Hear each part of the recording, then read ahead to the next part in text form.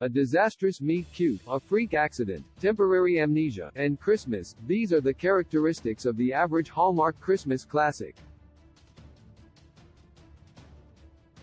Still, Hallmark doesn't have the one and only Lindsay Lohan in its arsenal. Netflix has that pleasure. Lohan has had a rough life since becoming a bona fide superstar. Her star power has persisted despite her personal troubles, and her talent is unwavering as her filmography proves she is a star. Her best efforts can be found in comedies, thus making Falling for Christmas the perfect vehicle for a comeback narrative. Falling for Christmas follows spoiled, selfish heiress Sierra Belmont, Lohan, who loses her memory after a freak accident on the slopes with her boyfriend, Tad Fairchild, George Young. A kind single father, Jake Russell, Glee alum Cord Overstreet, who runs a family-owned ski lodge, finds her and helps her out. This serendipitous union will not only bring them together, but it will be Sierra's saving grace. At the heart of it, Falling for Christmas is innocuous. It is less entertaining than Netflix's other attempts, but it isn't a complete wash. The movie has fun with its callbacks to Lohan's previous work, such as Just My Luck and Mean Girls. However, it doesn't do anything spectacular with Lohan. It also takes a strange detour following Sierra's boyfriend's silly shenanigans, which takes time away from Sierra's ordeal and her relationship with Jake. It is valuable time lost that could have gone towards Sierra's amnesia and her attempts at being normal, since she is unaware that her life as an heiress has made her ill-equipped to handle a myriad of tasks. The core relationship also suffers due to a lack of development. Cord Overstreet is woefully miscast as a romantic partner for Lohan, but that could have been mitigated with better writing and time spent building up his character. Hallmark has built an empire of movies like this, overly sentimental Christmas fare with romantic pairings that burn as hot as the lukewarm milk left out for Santa. However, fans of these movies aren't returning for quality storytelling and tolerable acting.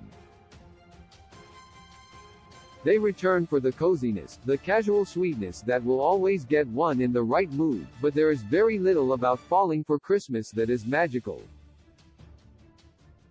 The script is inflexible, yet effective in its attempt to weave an endearing tale of a selfish heiress regaining her humanity.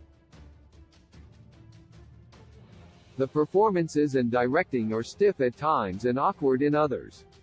The movie doesn't put much effort into drawing in its audience because they are already there, eager to watch the return of Lindsay Lohan. Falling for Christmas strikes very similar chords, and doesn't stray from the very beaten path. Its familiarity is almost smothering, leaving Lohan, who is capable of so much more, left to grasp at air. Her efforts are admirable, and her talent is undeniable, but she is often left alone to carry the audience's interest and attention. Lohan's skill and talent are too big for such an unambitious project. However, Overstreet is more than ready to match the movie's energy.